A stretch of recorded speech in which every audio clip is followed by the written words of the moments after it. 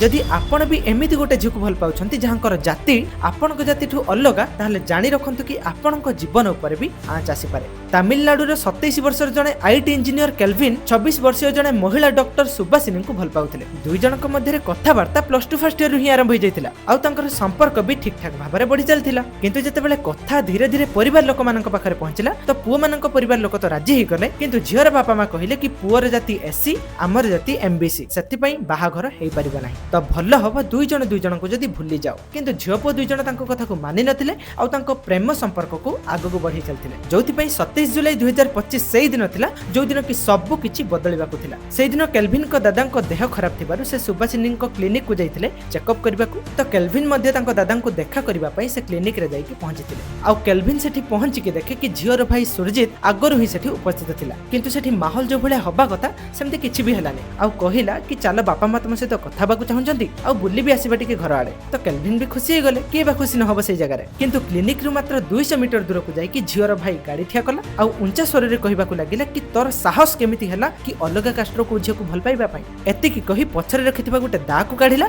एवं आक्रमण करबा आरंभ कर देला। सेही जगह रे केल्विन निजो को बंचेबा पई दौड़ीबाकू भी लागिले, किंतु झियोर भाई कोन छाड़ीबाकू थिला। शेष रे हाणी हाणी तार शेष निश्वास को भी टाणी नेला। आउ गुटे आश्चर्यर कथा एइटा कि से झियोर बापा मा दुई जन जाक पुलिस रे थिले। वर्तमान आपण कहंतु कि आपण जदि से झियोर मां बापा किबा भाई हिथांते कोन आपण भी एमति करथांते? कोन मां बापा हेले बोली तांको झियोर स्वाधीनता तांको हातरे? आउ जदि झियो को अलगा कास्टर को भल पाउची तबे निजे आईन रो रक्षक होई कि निजे ही आईन को हाथ को नेबा कोन ठीक कले? ए सब प्रश्न ऊपर आपणकर मत कोन कमेंट करके जणांतु।